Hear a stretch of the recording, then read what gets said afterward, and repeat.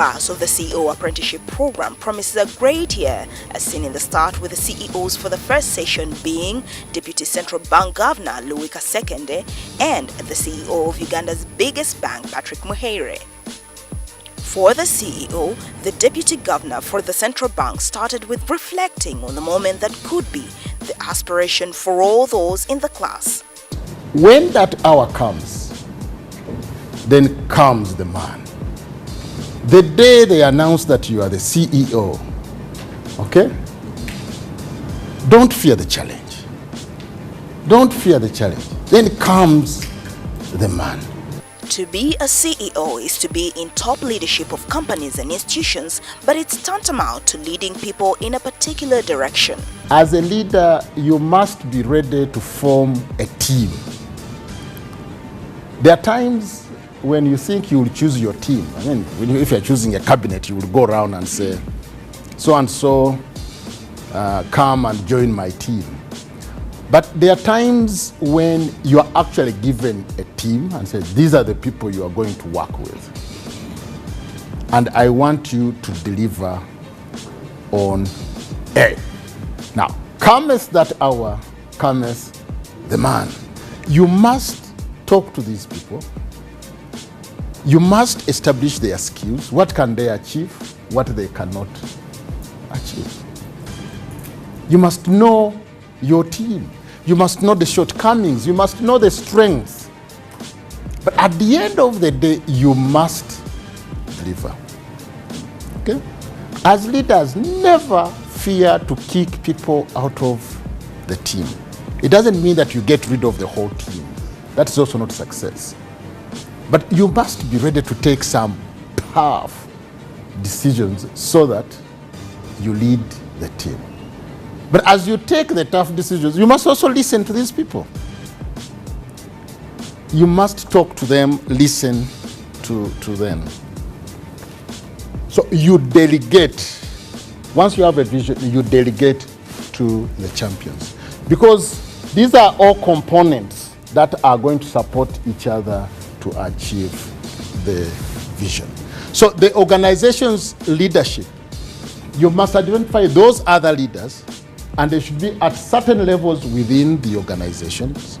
So how you choose leaders, it will definitely be on the basis of their skills, their behaviors, their capabilities, and you delegate authority to those leaders to deliver on your strategy. I don't think I've ever been in a team without tension. So be ready for it. Cometh the hour, cometh the. If you don't deal with it, if someone tells you I've never had tension in my organization, then that one is not a leader. Every team has its tensions. You may have a team where people just come late. You might have a team where people want to leave early. You might have a team where people don't want to work on Saturdays or Sundays. You have to deal with all these issues. To illustrate, in the 1980s, people became career bankers from bottom up. A case in point where leadership was demonstrated was the reinvention of the research and accounting functions of the central bank from former Governor Suleiman Chigundu and Governor Charles Chikonyogo. So Chigundu came with an academic background. He thought research department is for economists. Okay? He wanted anybody with a degree in history, geography to find another location within the bank. So he was told, no, this is banking. We develop people. So anybody can actually work in research. He said, okay, I've been appointed as governor.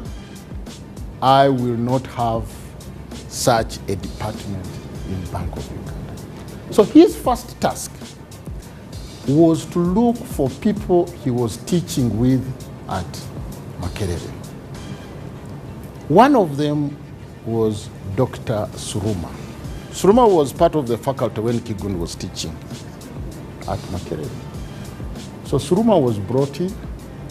There's another gentleman called Walugembe Musoke, who was also a lecturer at Makerere. he was also brought in. And the third person is the person talking to you. I was also recruited. So they told Kigundu several things. Because they said, you must advertise, you must do this. He said, yes, I believe in advertisement, but headhunting also works. So most of the people he brought in that first month were headhunted. He was appointed, I think he became in on the 1st of December, if I remember very well. 1st December, and the people I've mentioned were on the payroll by the 10th of December. That's how much he believed in research. Yes. So you can see he came in and said, I must change this institution. Now, Judge Bank of Uganda. Do you know that that is one of the departments that has changed? But when Governor Chikonyogo came, he found that the Bank of Uganda had not produced accounts for 5 years. 5 years. So the Bank of Uganda would just spend. You go into the vaults, collect some money, and we were not accountable. He changed that. He came in, and within the first 2 weeks, one of the things he said, he must produce the accounts for 5 years. Chikonyogo also went out and recruited accountants. And 2, he said, this whole business of we used to have these very long sheets of the table from this here to the other end. Okay, that's how we used to prepare the monetary survey. He said, no, we must automate the bank. And he brought the best out there. So I've learned a lot from those two, Kigudu and Chikonyogo. But that's what, I don't want the names. I'm trying to share with you leaders who leave a legacy.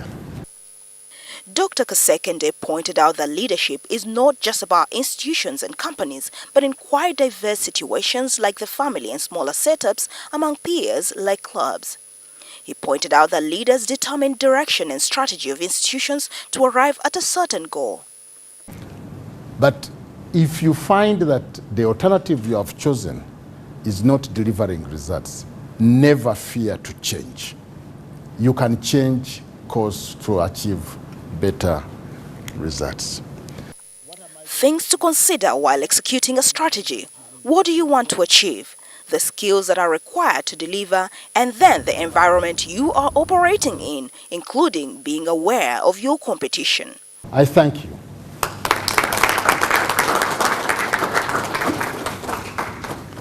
The second CEO of the day was Patrick Mwehere of Stanbic Bank. You have to stretch yourself because in order to sort of get to the top, you sort of have to be somebody that stretches yourself in whatever you do, and you will be recognized. I'm actually not a believer in politicking, and there's a lot of mind games and shifting and being close to your boss and and bullshitting him. I don't do that. I just think that you just do your work, do the best job you can in what you're doing, stretch yourself and specialize in something, and along the way things will work out. I also think that work ethic sort of matters because if you're going to motivate people, you've got to be able to put in the hours and work yourself. You can't be rolling in at 10 and having 2-hour lunches and then leaving at 5 and expect people to follow you. So you've got to sort of be an example to some extent. I'm not saying work till midnight, but do something that work in the upper quartile of your organization. I also think you should avoid office politics. I mean, office politics works for some people, but I just think you sell your soul. It's tempting, but in the long run you lose. Have a clarity of purpose, feel your gut, have that personal consistency with your values. You know, make it consistent with who you are. Don't follow someone else's values. Just do what you feel is right for you. Sometimes you rub people the wrong way, but it is who you are. I mean, you know, at the end of the day, and being CEO is not, you know, a job to be loved. You know, I think you're there to deliver results. That's it. Patrick Muhere, an investment banker and graduate of Harvard Business School. He formerly worked with U.S. financial company Merrill Lynch. But to get there, imagine he had to learn something from washing dishes in a restaurant in America. Literally, I would see flying plates attacking me in the night. Like white plates coming at me. And I was like, wow. So that dishwashing thing taught me two things, because at the end of the month, I received my paycheck and it was $42. I still have it, I didn't cash it. After tax, it was $27. So I had worked and washed about thousands of dishes and I had $27 in my pocket. So it taught me two things. One, I didn't want to dishwash for the rest of my life. Two, that, you know, you have to, when you're in pressure situations, you've got to deal with it. I mean, it's not something that you can walk away from, no matter how mundane it seems. But pressure for dishwashing is something you don't learn in school. It's something I'd not grown up with, but I had to deal with it. The Ugandan corporate and institutional structures can be shaped by CEOs to create better dynamism and engender better productivity. And so the third class of the CEO Apprenticeship Program 2015 began.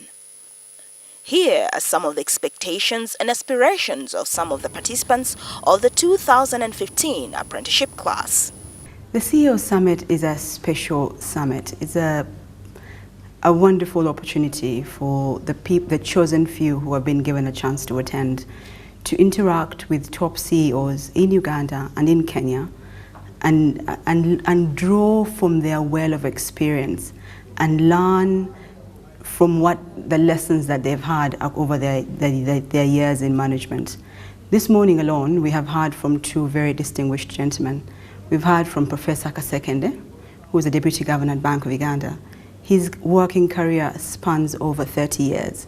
So for me to be able to draw from that well of experience and spend time with him coaching and mentoring and just learning the lessons that he's gone through, the lows, the highs, is a wonderful opportunity. So we are privileged to be part of this summit. As a participant of the CEO Apprenticeship Program for 2015 is to become a well-rounded leader, captain of industry, with skills that harness the abilities of my team to operate at a good enough level to ensure success of the organization I work for, and to be able to create value addition to both the management of the organization, ESCOM, to our board, and from what we are able to pick up in the first session, the communities in which we operate. Since childhood, I've always believed that I have natural abilities in me to lead. And indeed, I started leading when I was still quite young, at about age of 30. And I have been leading in HR. And now I want to lead at a top-level job, CEO or MD, or even a minister, or even vice president of this country. So I need to see that I develop myself to have the right competencies, the right skills, and I will do this through such a session. I need to learn from other leaders. I need to learn from fellow colleagues.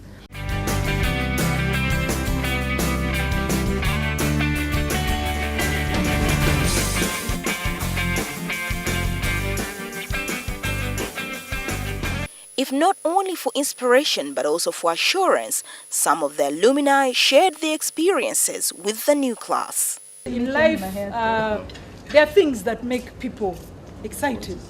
Football is one of them. Yeah? Football is one of them. So if you want to play in this world in which we live, know something about football. That is the fact. You have to know what is happening in the world. As a leader, you don't add any value to anybody. If you're just there saying, no, me, I am good, at my field. I am a great lawyer. Ask me a legal question, even in my sleep, I will wake up and answer it. That's great. You're a great technocrat, we are happy for you. But as a leader, you're working with people who are not lawyers. They don't understand. How do you work with them to achieve your true purpose in life? I have said many things, but I wish you all the best. As PK says, be committed.